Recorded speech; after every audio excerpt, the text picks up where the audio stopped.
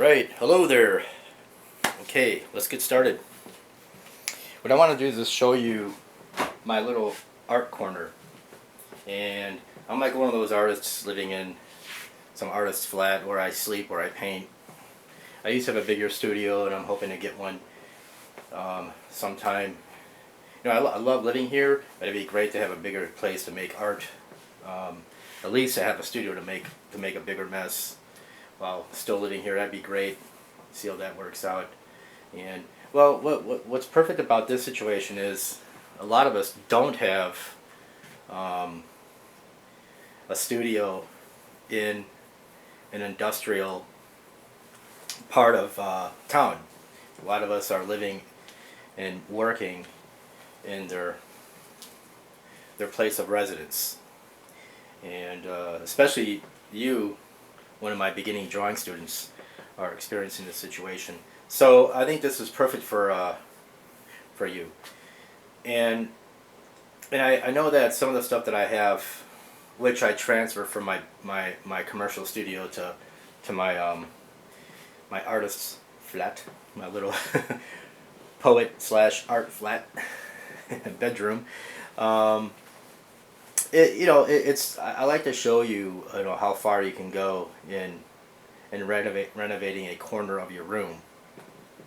So just take a look at what I have here. So panning from the right, going left. Obviously, that's a window. It's beautiful to have, the light, natural light, God's light, natural light, coming in. And, a word about that is, if you want to have an optimal setting or floor plan for painting and drawing indoors, what you want is a window from on your north wall. So you're getting a north light. So you're getting the northern exposure. And one of the worst things you can have is a window on your east or on your west, especially the worst one's on your west. So if you have a room where you have a big old window on your west wall, I would say you just cover up that wall, cover up that window, somehow, because that's just the most annoying thing for here.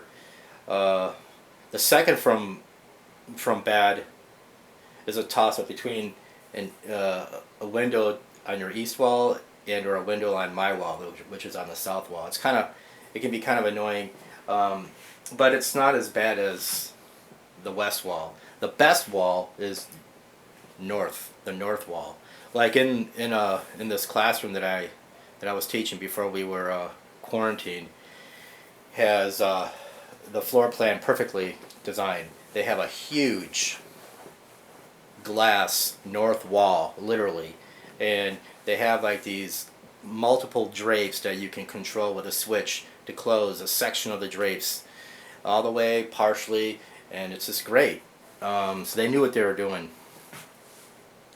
And so let's just get into business here. So we have a window now. What's really cool about my setup is the shutters that I have. I can just close those and open them at leisure, and so that's why it's actually pretty optimal, So as we pan to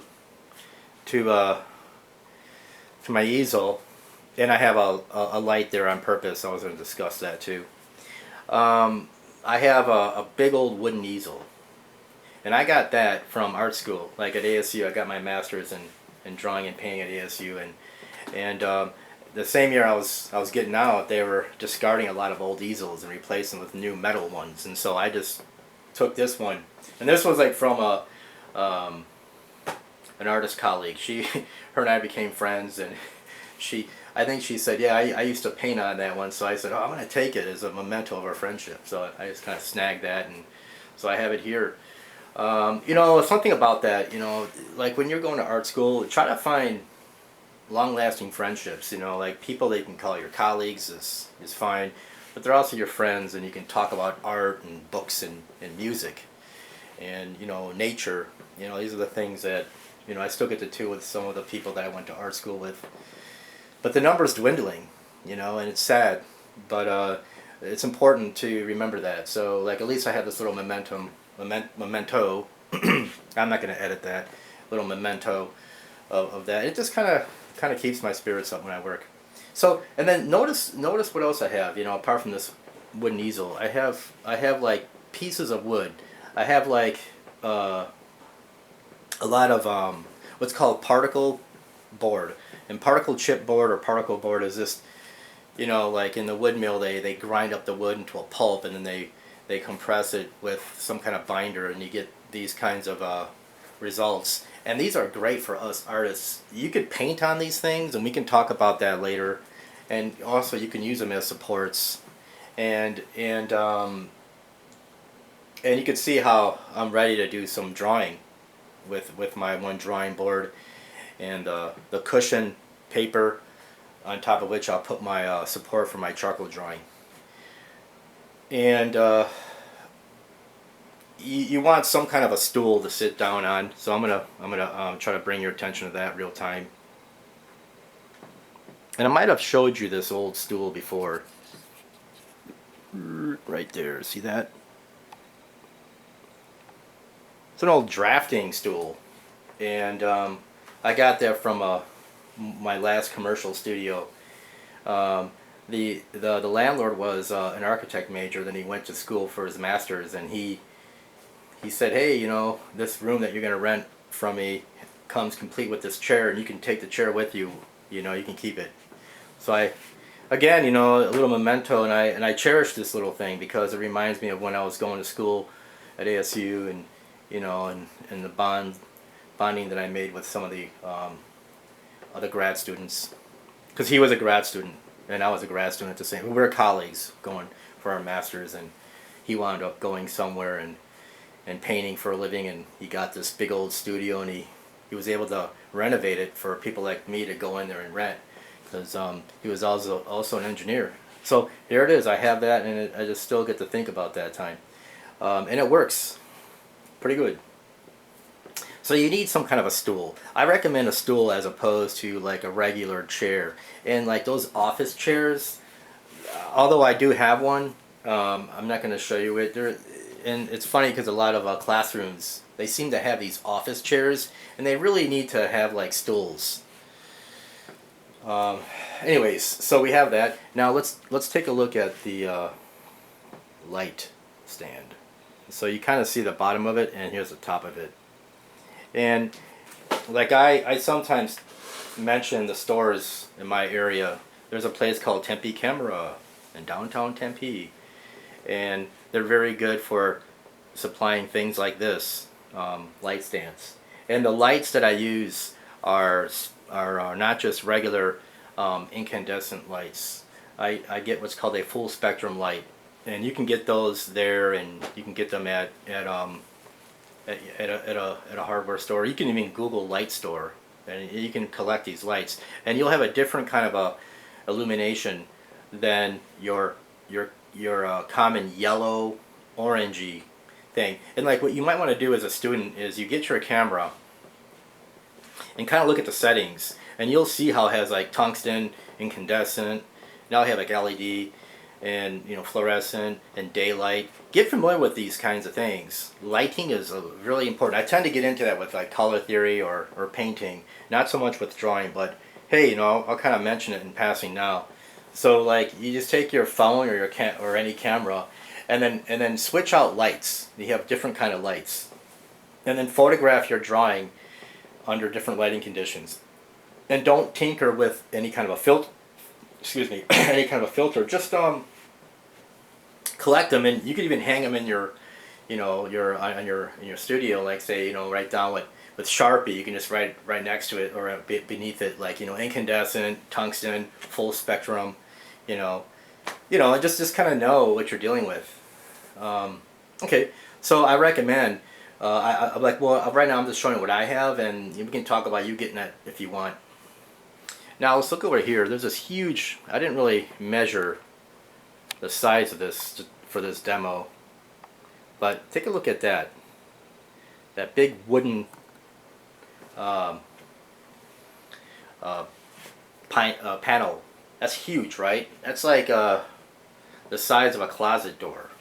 And it's 8 foot tall and I don't know, like 5 feet or whatever wide. And look what I'm doing with it. And so far, I'm pretty much attaching on there all the demos that I've done for my introduction to drawing class. And that's perfect for a lot of things. You can tape, like say, a photograph of a lighthouse.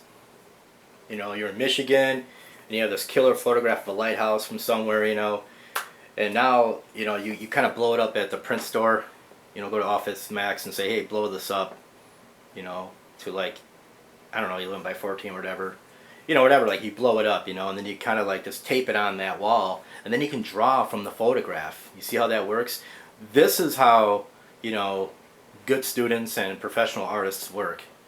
And it's I don't think it's a good idea to hold your smartphone and, you know, you're doing this, and I see it all the time.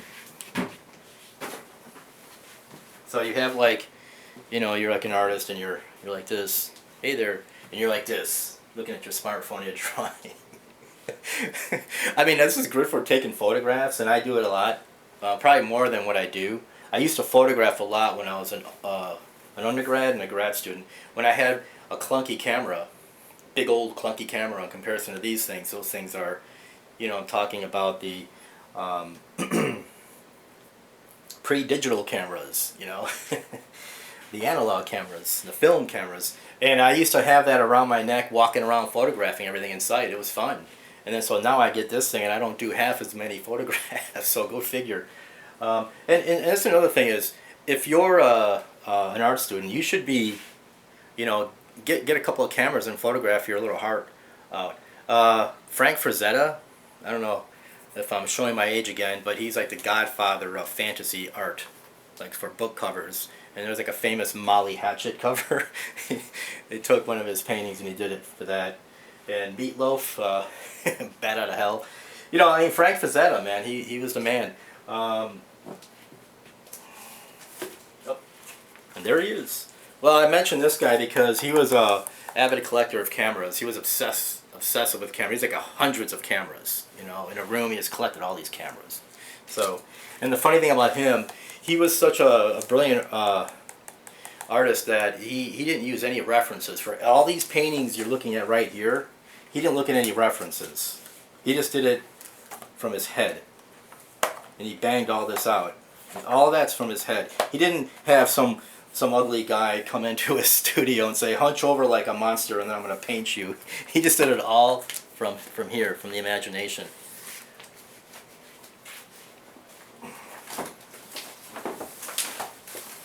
Well, you know, since we're on a tangent, you know, another contemporary of him was Bern Hogarth, famous for his Tarzan comic strip. And then he started doing his series of instructional art books, and he's another one. This book talks about how you can draw the human figure at command from memory. Okay.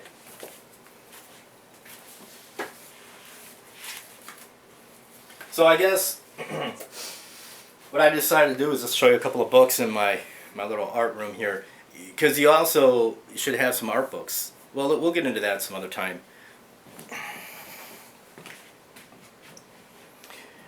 Now, this is really important.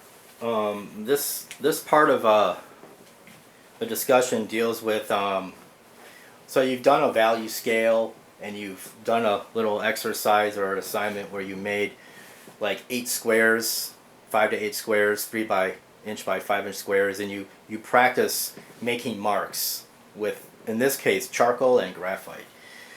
And then you drew the solids. You've done the cube, cone, cylinder, and sphere. And so, and you even draw from a photograph. I've had you done, well, a picture that I've drawn, and I gave you a copy of it. And if you want, you can draw from the photographs I provided, the measuring technique that I talked about. But now what?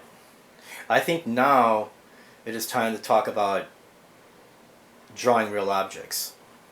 And the thing is, I highly recommend that you start drawing real objects. Now, it doesn't mean that from now on you can never draw from the imagination, or you can never draw from a photograph, or from a comic book, or from a print of a painting. Absolutely not. We're talking about training the eye-hand coordination system.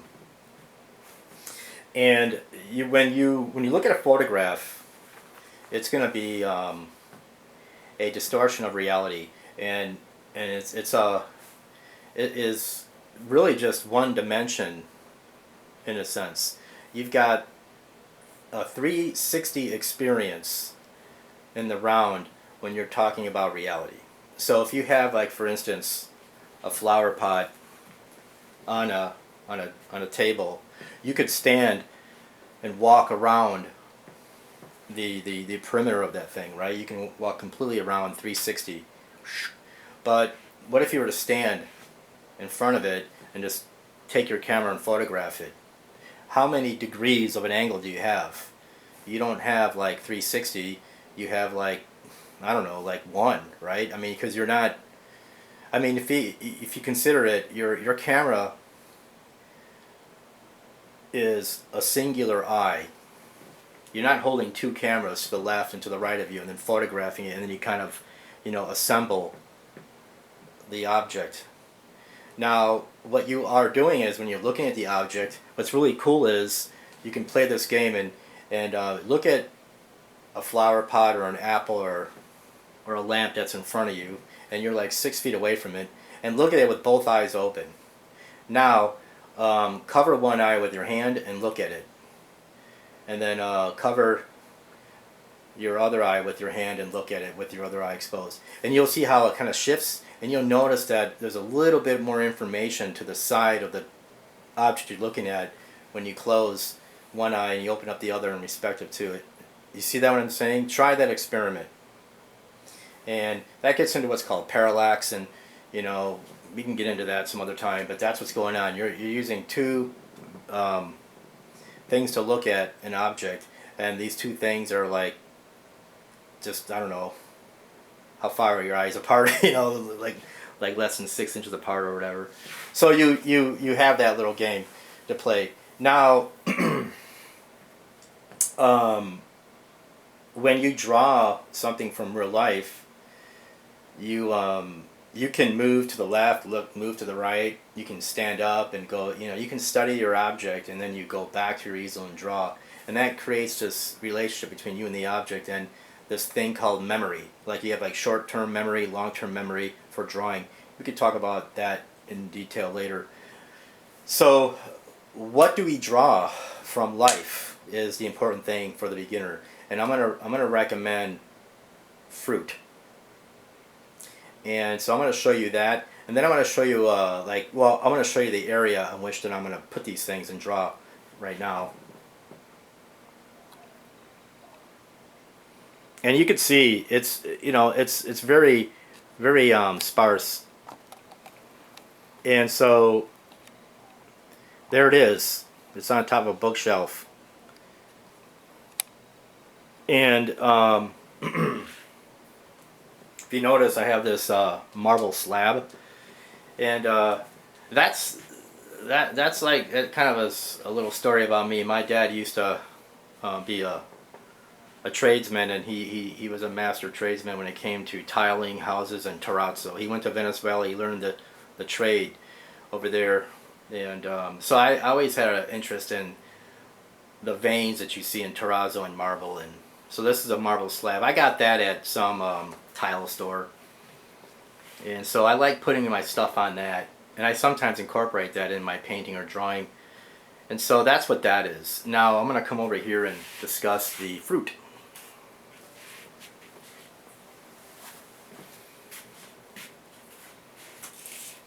So, fruit. I left it in the bag on purpose, and I went to Michael's, and I just got this little bag of fruit. Another thing you might want to try doing is go to thrift stores, and Goodwill is the best, and look and see what they have. and you might be surprised. So we have that.